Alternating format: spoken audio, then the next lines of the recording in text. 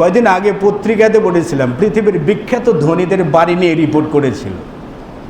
তো সেই বাড়িগুলোকে রিপোর্টাররা জান্নাতের সঙ্গে তুলনা করেছে, আর যারা বাড়ি করেছে তারাও সেই বাড়িগুলোকে স্বর্গের সাথে তুলনা করেছে।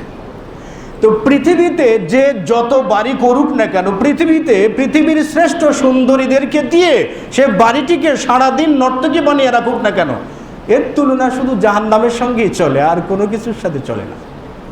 কারণ জান্নাত এমন একটা বস্তু, এমন একটা জিনিস যেটা আল্লাহ রাব্বুল আলামিন নিজেই বলছেন যে আমি আমার সৎকর্মশীল বান্দাদের জন্য তৈরি করে রেখেছি, প্রস্তুত করে রেখেছি। এমন সুন্দর, এত সুন্দরী খাদেমা, এত সুন্দর খাবার, এত সুন্দর পরিবেশনা, এত উন্নত মানের, মানে তার মানটা এত উন্নত, যেটা রাসূল সাল্লাল্লাহু আলাইহি ওয়াসাল্লাম বলছেন যে আল্লাহ রাব্বুল আলামিন বলছেন মাল আইনুন রাআত, কোনো চক্ষু জিন্দেগিতে কখনো দেখে নাই, ওয়ালা উযুনুন সামিআত, কোনো কর্ণ জীবনে কখনো শোনে নাই।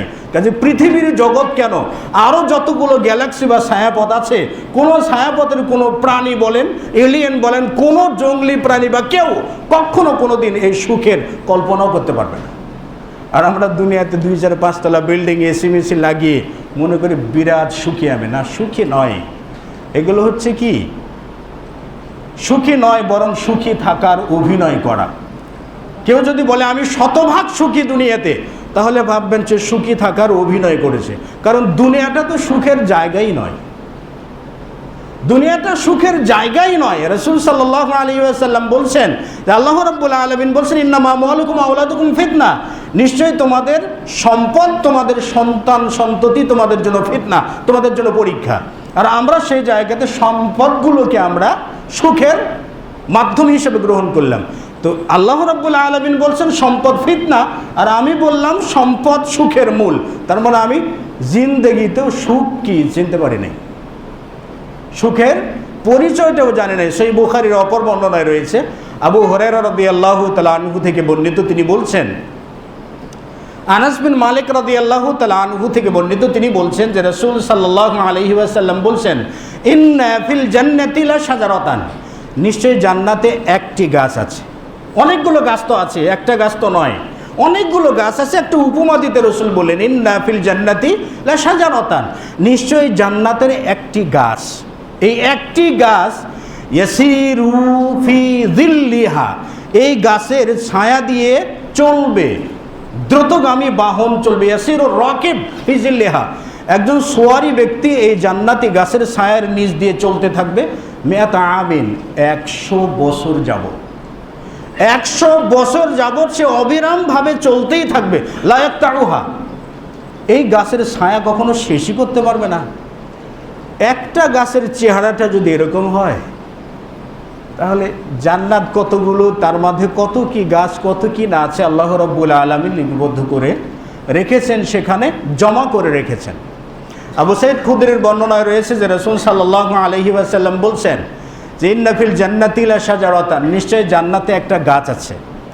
ইয়াসিরু রাকিবুল জাওয়াদুল মুদাম্মারাস সারিআ, সব থেকে দ্রুতগামী বাহনে আরোহণ করে একজন ব্যক্তি আরোহণ করবে সেই গাছের ছায়ার নিচ দিয়ে 100 বছর যাবত, কিন্তু এই ছায়া কখনো অতিক্রমই করতে পারবে না। এটা হলো জান্নাতের একেবারেই সাধারণ কিছু নিয়ামত, একেবারে আম কিছু নিয়ামত। খাস কিছু নিয়ামত তো আছে, সেটা তো জান্নাতের ভিতরে গেলেই বুঝতে পারবো। এই জন্য জান্নাতে যাওয়ার জন্য আমাদের কিছু কার্যকলাপ লাগে, সেই কার্যকলাপগুলোও তো করতে হবে। রাসূলুল্লাহ সাল্লাল্লাহু আলাইহি ওয়াসাল্লামের ভাষ্য অনুযায়ী, মুহাম্মদুর রাসূলুল্লাহ সাল্লাল্লাহু আলাইহি ওয়াসাল্লামের বর্ণনা অনুযায়ী, আকসারু মান ইয়াদখুলুল জান্নাতা বিন উম্মতি নবিয়িনা মুহাম্মদ সাল্লাল্লাহু আলাইহি ওয়াসাল্লাম, জান্নাতে সব থেকে বেশি সংখ্যক ব্যক্তি যারা প্রবেশ করবেন তারা হচ্ছে উম্মতে মুহাম্মদ, অর্থাৎ মুহাম্মদ সাল্লাল্লাহু আলাইহি ওয়াসাল্লামের উম্মত, মানে আমরা। সব থেকে বেশি জান্নাতে প্রবেশ করব আমরা। আবার সব থেকে বেশি সংখ্যক কোপালটাও পড়বে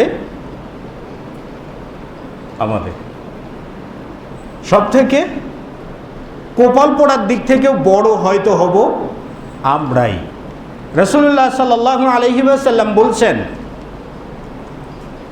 আনাস বিন মালিক রাদিয়াল্লাহু তাআলা আনহু থেকে বর্ণিত, তিনি বর্ণনা করেছেন, আব্দুল্লাহ বিন মাসউদ রাদিয়াল্লাহু তাআলা আনহুর বর্ণনায় এসেছে, তিনি বলছেন যে কুন্না কুউদান ইনদান নবী সাল্লাল্লাহু আলাইহি ওয়াসাল্লাম ফি কুব্বাতিন নাহওয়াম মিন 40, আমরা একবার কোন একটা তাঁবুতে রাসূল সাল্লাল্লাহু আলাইহি ওয়াসাল্লামের সাথে বসেছিলাম, আর সেখানে প্রায় আমরা 40 জন ব্যক্তি উপস্থিত ছিলাম। আমাদের উপস্থিতিতে রাসূল সাল্লাল্লাহু আলাইহি ওয়াসাল্লাম বললেন যে, আমাদের সকলকে লক্ষ্য করে বলেন, আলা তারদাউনা, আলা তারদাউনা, তোমরা কি খুশি নও, তোমরা কি সন্তুষ্ট নও, আন তাকুনু রুবুআ আহলিল জান্নাহ, তোমরাই জান্নাতে যতগুলো মানুষ প্রবেশ করবে তার মধ্যে 1/4 অংশ হবে তোমরাই, এতে কি তোমরা খুশি নও? আব্দুল্লাহ বিন মাসউদ রাদিয়াল্লাহু তাআলা আনহু বলছেন যে কুলনা নাম ইয়া রাসূলুল্লাহ, আমরা সকলেই বললাম হ্যাঁ ইয়া রাসূলুল্লাহ, আমরা এতে সন্তুষ্ট, আমরা খুশি। রাসূল সাল্লাল্লাহু আলাইহি ওয়াসাল্লাম আবার প্রশ্ন করলেন, আলা তারদাউনা, তোমরা কি খুশি নও, তোমরা কি সন্তুষ্ট নও যে আন ইয়াকুনু সুলুস আহলিল জান্নাহ, আন তাকুনু সুলুস আহলিল জান্নাহ, জান্নাতে যত লোক যাবে তার মধ্যে তোমরাই 1/3 হবে, তাতে কি তোমরা খুশি নও? তারা বললেন, আসহাবী ইকরামগণ বললেন, নাম ইয়া রাসূলুল্লাহ, হ্যাঁ আমরা খুশি। রাসূল সাল্লাল্লাহু আলাইহি ওয়াসাল্লাম আবার বললেন, আর তারদাউনা, তোমরা কি খুশি নও যে আন তাকুনু শাতরা আহলিল জান্নাহ, জান্নাতে যত লোক প্রবেশ করবে তার মধ্যে তোমরাই অর্ধেক হবে, এতে কি তোমরা সন্তুষ্ট নও, খুশি নও? আব্দুল্লাহ ইবনে মাসউদ রাদিয়াল্লাহু তাআলা আনহু বলছেন যে আমরা বললাম নাম ইয়া রাসূলুল্লাহ। অতঃপর রাসূল সাল্লাল্লাহু আলাইহি ওয়াসাল্লাম বললেন যে ইন্নাল জান্নাতা লা ইয়াদখুলুহা ইল্লা নাফসুম মুসলিমা, জান্নাতে কোনো আত্মা প্রবেশ করতে পারবে না মুসলিম আত্মা ছাড়া, যে আত্মাগুলো আল্লাহ রাব্বুল আলামিন এবং তার রাসূল সাল্লাল্লাহু আলাইহি ওয়াসাল্লামের ইসলামের কাছে আত্মসমর্পণ করেছে, আল্লাহর কাছে আত্মসমর্পণ করেছে, রাসূলুল্লাহ সাল্লাল্লাহু আলাইহি ওয়াসাল্লামের দেওয়া পদ্ধতি অনুযায়ী যারা ইসলাম মেনেছে, শরীয়ত বুঝেছে এবং মেনেছে, এই সকল আত্মারা ছাড়া আর অন্য কোনো আত্মার জন্য জান্নাতে প্রবেশ করাটা বৈধ নয়, কারোর জন্য হালাল নয়।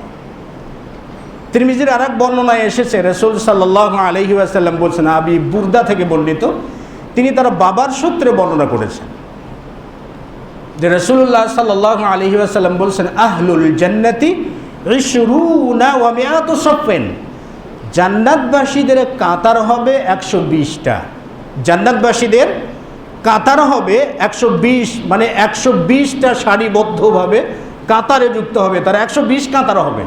রাসূল সাল্লাল্লাহু আলাইহি ওয়াসাল্লাম বলছেন যে 80 মিনহা মিন হাদিহিল উম্মাহ, তন্মধ্য থেকে 80 কাতার হবে উম্মতে মুহাম্মদ সাল্লাল্লাহু আলাইহি ওয়াসাল্লাম, অর্থাৎ রাসূল সাল্লাল্লাহু আলাইহি ওয়াসাল্লামের উম্মত মানে উম্মতে মুহাম্মাদি, মানে আমরাই হবে 80 কাতার।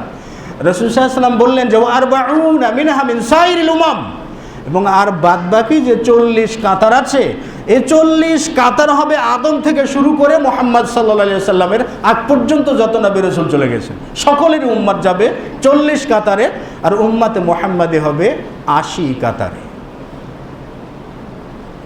সহিহ ইবনে হিব্বানে একটা হাদিস এসেছে, রাসূল সাল্লাল্লাহু আলাইহি ওয়াসাল্লাম বলেছেন, উতবা বিন আব্দে আস-সুলামি রাদিয়াল্লাহু তাআলা আনহু থেকে বর্ণিত, তিনি বর্ণনা করেছেন যে রাসূল সাল্লাল্লাহু আলাইহি ওয়াসাল্লাম বলেছেন, ইন্নাল্লাহা ওয়া'দানি, আল্লাহ তাআলা আমাকে প্রতিশ্রুতি দিয়েছেন, ওয়াদা দিয়েছেন, আইয়ুদখিলা উম্মতি আল জান্নাহ, আমার উম্মতকে আল্লাহ তাআলা জান্নাতে প্রবেশ করাবেন, জান্নাত দান করবেন, এই প্রতিশ্রুতি আল্লাহ তাআলা দিয়েছেন।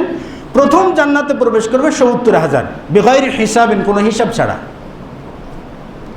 কোনো হিসাব ছাড়া। সুম্মা ইয়াতবিউ কুল্লু আলফিন বিসাবঈনা আলফান, অতঃপর প্রত্যেক 1000-এ আবার 70,000 করে জান্নাতে প্রবেশ করবে। 70,000 যারা জান্নাতে প্রবেশ করবেন বেগাইর হিসাব, কোনো হিসাব ছাড়া।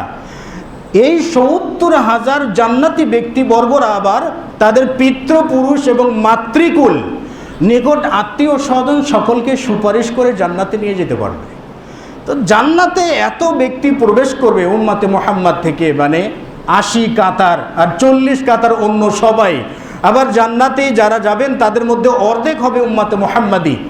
কিন্তু আফসোসের ব্যাপারও কিছু থাকে, জান্নাতে যাওয়ার এত বড় অফার থাকতেও উম্মতে মুহাম্মাদির জন্য আবার রাসূলুল্লাহ সাল্লাল্লাহু আলাইহি ওয়াসাল্লাম জীবন্ত জাহান্নামের সার্টিফিকেট হাতেও ধরিয়ে দিয়েছেন। কি কাজ করলে মানুষ জাহান্নামে হবে।